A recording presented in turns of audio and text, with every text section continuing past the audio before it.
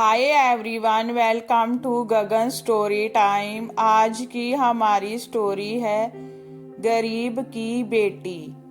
एक बार की बात है, एक गरीब लड़की रीमा व उसकी माँ संगीता सड़क पर जा रहे थे। वह अपने गांव से काफी दूर पहली बार इस शहर में आए थे। कुछ आगे आकर वह दोनों एक चाय वाले की दुकान पर रुक गई। कुछ पल जहां वहां देखने के बाद लड़की की माँ संगीता दुकान वाले के पास पहुंची और उससे कहने लगी, भैया हम आज ही सोनापुर गांव से आए हैं। हमारा इस शहर में कोई भी नहीं है। क्या आप मुझे अपनी दुकान में कुछ काम दे सकते हैं जिससे मैं अपनी बच्ची का पेट भर सकूं? पर चाय की दुकान वाला कहने लगा, बहन मेरे पास तुम्हारे लिए कोई बड़ा काम नहीं है और ना ही मैं तुम्हें इतने पैसे दे पाऊंगा। इस पर संगीता कहने लगी, भैया मुझे पैसे की जरूरत नहीं है, मैं आपके बर्तन भी मांज लूंगी।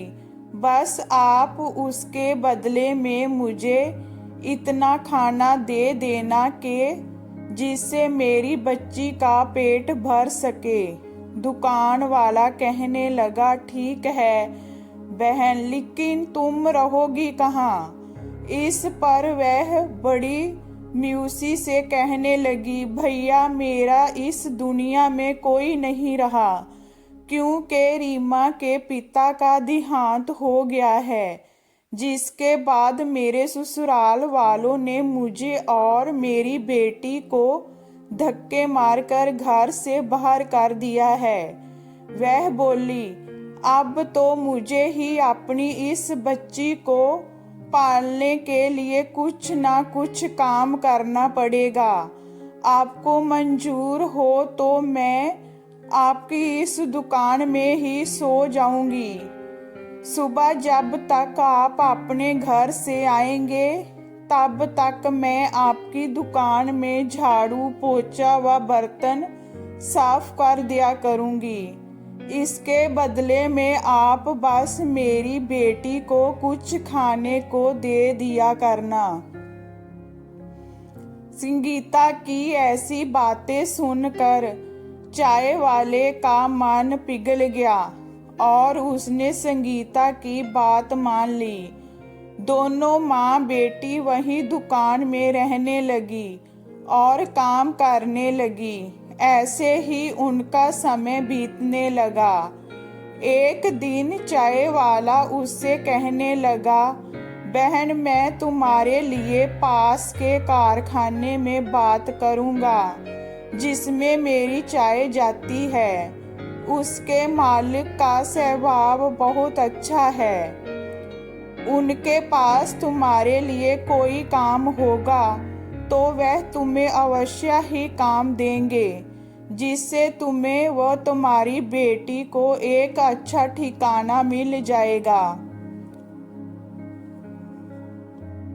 जय कहकर चाय की दुकान वाले भैया ने जब कारखाने के मालिक से उन दोनों के बारे में बात की तो मालिक ने कहा, ठीक है, हमारे घर पर एक काम करने वाली की आवश्यकता है, इसलिए तुम उसे हमारे घर भेज देना।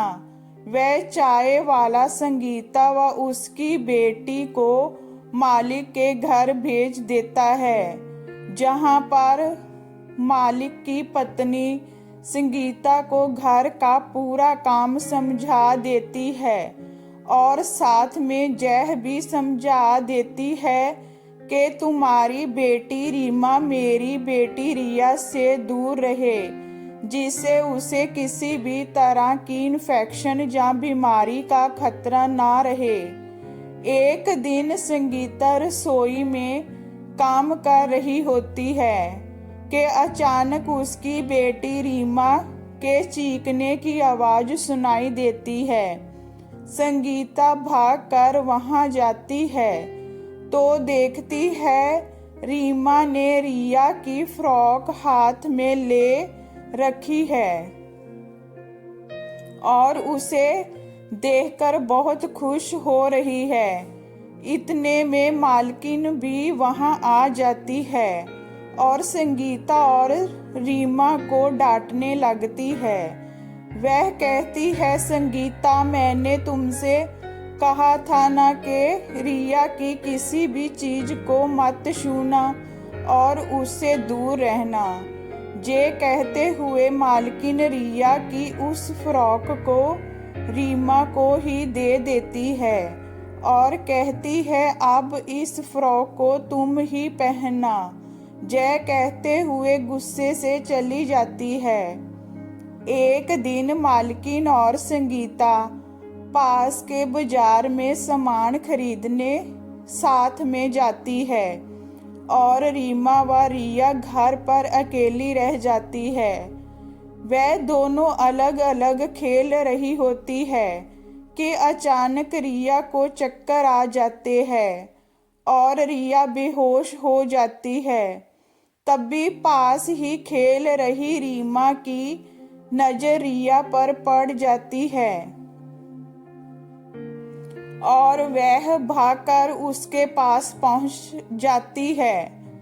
रीमा रिया के ऊपर पानी की बूंदें डालती है जिससे उसे होश आ जाए, पर रिया अपनी आंखें नहीं खोलती।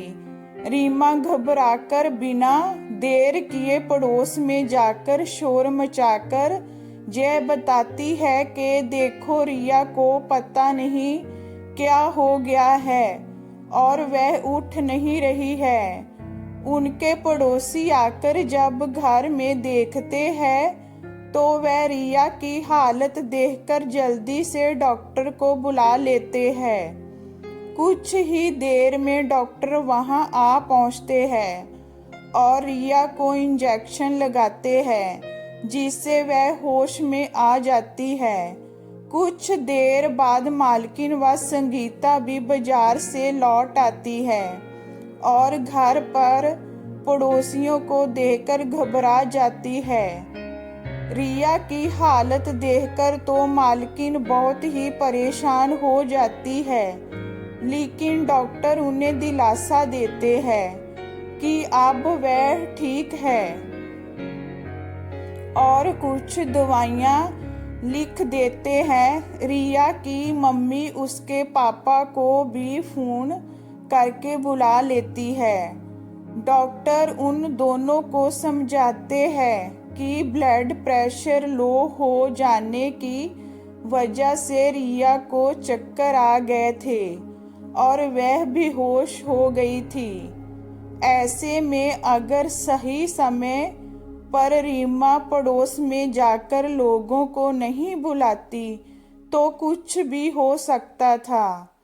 वह रीमा की बहुत तारीफ करते हैं और कहते हैं, अगर जय समझदार लड़की जहां ना होती तो पता नहीं आज क्या हो जाता। डॉक्टर की जय बात सुनकर रिया की मम्मी पापा बहुत खुश होते हैं और रीमा व रिया को साथ में खेलने की इजाजत दे देते हैं, जिससे संगीता की परेशानी और भी सुलझ जाती है। अब वह खुशी खुशी मन लगाकर उनके घर में काम करती थी और अब उसे अपनी बच्ची की भी चिंता नहीं रहती थी, क्योंकि अब रीमा और रिया सारा समय साथ खेलते रहती थी। इस प्रकार एक गरीब माँ और उसकी बेटी, जिसका कोई सहारा नहीं था, उन्हें सहारा मिल जाता है और खुशी खुशी उसका जीवन व्यतीत होने लगता है। इसीलिए हमें कभी भी जीवन की कठिनाइयों के सामने हिम्मत नहीं हारनी चाहिए और डटकर उनका सामना करना चाहिए। ये स्टोरी आपको कैसी लगी हमें कमेंट में बताइए। लाइक कीजिए, शेयर कीजिए एंड वॉचिंग के लिए थैंक यू।